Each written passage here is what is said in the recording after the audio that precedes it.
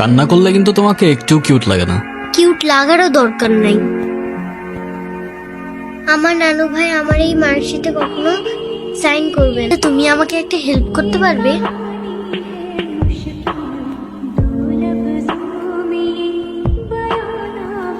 কি হয়েছে?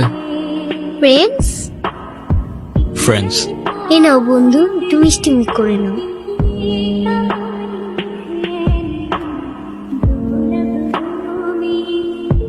দেখো, আমি অনেক কষ্ট করে বাবাকে ম্যানেজ করছি। তুমি যেভাবেই হোক বাবার সাথে ইমিডিয়েটলি দেখা করো।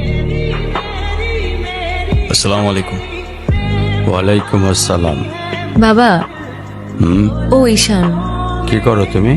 আমি এলএলবি তে লাস্ট ইয়ারে আছি। তোমার উদ্দেশ্যটা কিন্তু আমি বুঝতে পারছি। তোমাদের মতো ছেলেরা কেন আমাদের মতো বিজনেসম্যানের মেয়েকে টার্গেট করে সে লোভে, এটা আমার খুব ভালো করে জানা আছে। বাবা কি বলছো এসব? তোমার ফ্যামিলিতে আর কে কে আছেন?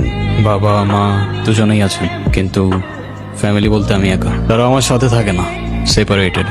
আই মিন, ক্যারেক্টারের প্রবলেমটা কার ভেতরে ছিল, তোমার বাবার না মার? এই সমস্যা তো আপনার ক্যারেক্টারে। কিভাবে কারোর সাথে কথা বলতে হয় সেই ভদ্রতাটাও শেখেন নাই আপনি।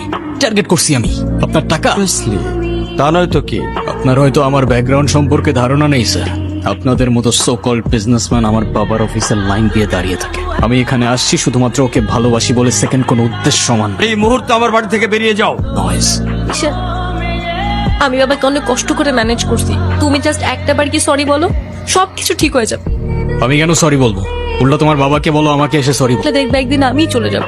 তো যাও না, তোমাদের আর কেউ আটকায় রাখে নাই। বাবার কাছে গিয়ে একটা বার সরি বললে সব ঠিক হয়ে যাবে। আরে আমি সরি বলবো না ভাই। এটাই কি তোমার শেষ ডিসিশন?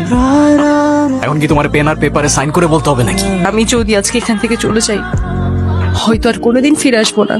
আবে তো যাও না।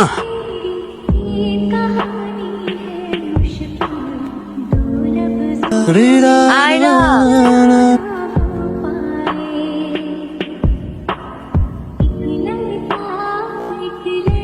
তোর হয়ে আমি ক্ষমা চেয়ে নিচ্ছি।